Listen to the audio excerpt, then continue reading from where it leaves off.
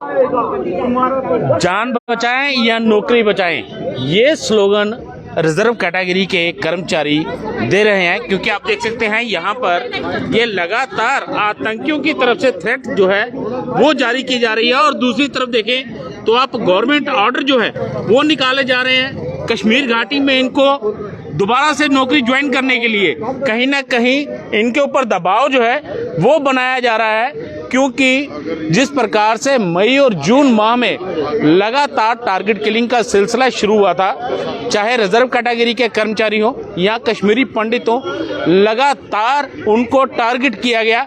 रजनीवाला जो reserve category के कर्मचारी थी, उनको स्कूल के अंदर ही उनकी हत्या जो है वो कर दी गई। आज इनको श्रद्धांजलि यहाँ पे दी जा रही है। 200 दिनों से ज़्यादा का समय हो चुका है।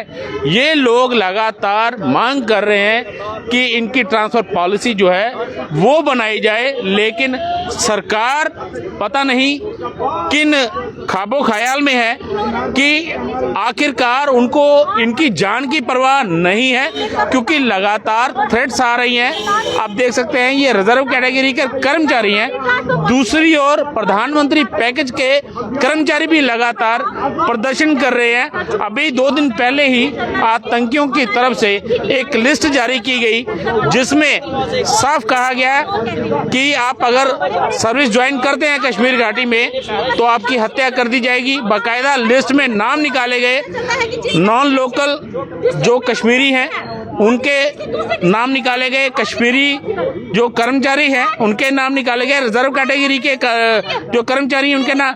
आप ये भी देख सकते हैं यहाँ इनके परिवार के लोग हैं, बुजुर्ग हैं, बच्चे हैं। ये लोग इस प्रदर्शन में अपने माँ बाप के साथ यहाँ पहुँचे हैं, और खास करके कहा जाए तो आज इन लोगों ने इस प्रकार की पट्टी बांधी है। इनका कहना है कि ये इनका कफन है।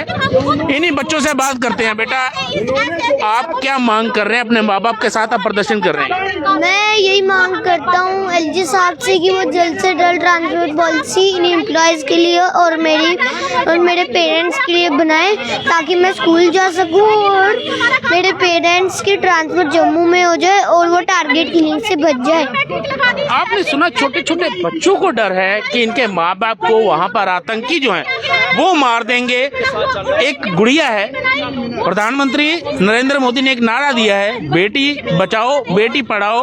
अगर बेटी के माँ बाप ही वहाँ पर आतंकियों के हाथों मारे जाएंगे तो ये कहाँ जाएगी? इसी से पूछते हैं। क्या नाम है बेटा आपका?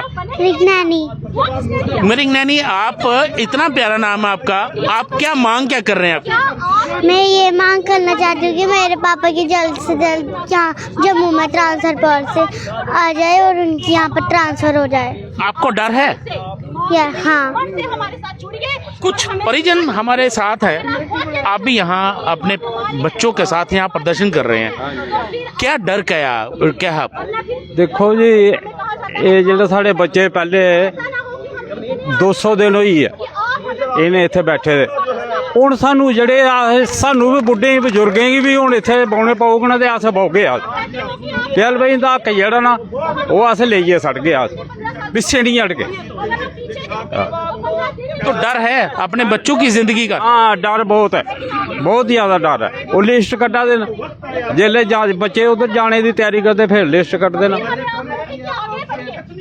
कहीं ना कहीं डर इनका जायज़ है, क्योंकि जिस प्रकार से जब भी ये मन बनाते हैं घाटी में जाके नौकरी ज्वाइन करने का, उससे पहले जो लश्कर तैयबा का एक संगठन है TRF, वो लिस्ट निकाल देता है उन लोगों की जो वहाँ पर काम करते हैं।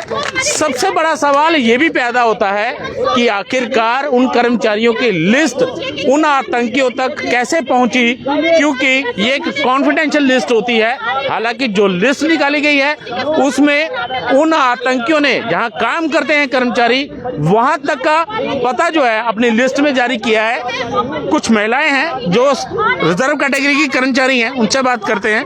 क्या कहेंगे, आज आपने ये पट्टी बांधी है? सर, ये पट्टी नहीं है, ये कफन है, ठीक है। और सबसे बड़ी कहते हैं ना, उस एडमिनिस्ट्रेशन के लिए शर्म से डूब मरने की बात है कि जब कोई औरतें भी अपने सर पे कफन बांध के बैठ जाए ना, उस एडमिनिस्ट्रेशन को शर्म से डूब मरना चाहिए, क्योंकि ये एक्सट्रीम पॉइंट है हमारे लिए। हमें शौक नहीं चढ़ा इस कफन को बांधने का, लेकिन इस सरकार की जो कहते हैं ना कि अड़ियल रवैया हमें लेके, उससे हमें ये बांधी हुई है। ये जो थ्रेट लेटर्स आते हैं ना, ये इतने भयानक नहीं है, लेकिन जो एडमिनिस्ट्रेशन का जो रवैया है वो ज्यादा भयानक है हमारे लिए, ठीक है। और हम से ये बात पूछना चाहते हैं कि जिन लोगों ने 370 हटाया, बड़े बड़े दावे किए, बड़ी बड़ी बातें की हैं कि कॉन्स्टिट्यूशन ऑफ इंडिया के अकॉर्डिंगली, ठीक है ना, जो है पूरी तरीके से वो JNK में लागू होता है, और इंटर डिस्ट्रिक्ट जो है वो कॉन्स्टिट्यूशनल और लीगल है। अगर inter district recruitment is constitutional legal, तो हमारी जो डिमांड है वो कहां से अनकॉन्स्टिट्यूशनल इलीगल है? अगर हम कोई चीज कॉन्स्टिट्यूशनल लीगल मांग रहे हैं तो उसको 200 दिन क्यों? सबसे पहला ये प्रश्न बनता है। आप कमेटी बनाते हैं, कमेटी को क्या काम दिया गया था? ट्रांसफर पॉलिसी बनाने का। कमेटी ने क्या किया? बायोमेट्रिक ऑर्डर निकाल दिया, सैलरीज विदहेल्ड कर दी। ये क्या उनका रवैया है? ये इस तरीके से प्रॉब्लम का हल निकलेगा? हम आपसे पूछते हैं कि आपको किस तरीके से लगता है कि बायोमेट्रिक अटेंडेंस जो है वो हमारी प्रॉब्लम का सोल्यूशन है? आप अपनी डिमांड को जस्टिफाई कीजिए ना। आप हमें बड़े बड़े बातें करते हैं, आगे बढ़ना है, पर किस तरीके से आगे बढ़ना है? आप हमें कितना आगे बढ़ाना चाहते हो? आप कितना आगे हमें बढ़ाना चाहते हो? आप क्या चाहते हो कि हम लोग वापस ना आए? क्या हम उधर ही के बन के रह जाएं? तो अगर कल को हम उधर के बन के भी रह गए ना, फिर आपको फर्क नहीं पड़ना चाहिए, क्योंकि जब हम इतने आगे बढ़ जाएंगे ना, तो आपको लाना हमें मुश्किल हो जाएगा। और फिर हम आए भी क्यों? जब हम पे मुसीबत बनी है, हमारे पीछे गोली है, और आपने हमारे अपने घर के दरवाजे हमारे लिए बंद करके रखे हुए हैं, तो फिर हम कैसे वापस आएंगे? आप खुद सोचिए। आपके ऊपर दबाव किस प्रकार का बनाया जा रहा है? सर, हमारे ऊपर ना कहते हैं ना, आगे कुआं पीछे खाई, धक्का देने के लिए LG प्रशासन भी लगा है, धक्का देने के लिए GAD सब भी लगा हुआ है, डिपार्टमेंट भी लगा हुआ है, धक्का देने के लिए पॉलिटिकल पार्टीज भी लगी हुई हैं, जो सिर्फ आश्वासन देती हैं, काम कुछ करके नहीं देती हैं। कहाँ करवा चौथ पे अपनी सैलरीज आएंगी, दिवाली पे तोहफा मिल जाएगा ट्रांसफर पॉलिसी का, कहाँ गई बातें? ये तो धक्का देने वाली बात हुई ना। बल्कि हमारे साथ वैसे ट्रिक्स खेले जा रहे हैं। 7 महीने से जिस एम्प्लॉय की सैलरी नहीं आई है, तो उसको तो मजबूर किया जा रहा है गोली खाने के लिए, उसको तो मजबूर किया जा रहा है ड्यूटी ज्वाइन करो सुसाइड करने के लिए। तो हम यही इनसे पूछना चाहते हैं कि अगर आपका ये रवैया रहेगा, तो आप बताइए कि जनता आपके साथ क्यों दे और किस लिए दे? और फिर हम क्यों कहें कि हम सोसाइटी का पार्ट है, जब हमें आपने मजबूरन उस सोसाइटी का पार्ट बनाना है, फिर हम क्यों कहें कि हम सोसाइटी का पार्ट है? कुछ परिजन हो रहे हैं। सर, आप भी यहाँ पर अपने बच्चों के हक के लिए आए हैं, क्या कहेंगे सरकार से? सरकार का एक अड़ियल रवैया जो है वो सामने नजर आ रहा है। देखिए, आज लगभग 200 दिन हो गया है। हमारे बच्चे गर्मी में, धूप में, अब सर्दी का मौसम आ गया, बरसात का मौसम भी इन्होंने देखा, और आज तक हमारी जो गवर्नमेंट है वो कहाँ सोई हुई है? कोई भी आज तक इनकी बात पूछने नहीं आया। किसी को कोई हमदर्दी नहीं है। जम्मू के डोगरों के लिए किसी को कोई हमदर्दी नहीं है। हम LG साहब से यही प्रार्थना करते हैं, कम से कम अपनी कोई टीम भेजो, इनकी बात सुनो, अपनी भी सुनाओ कि ये क्या चाहते हैं।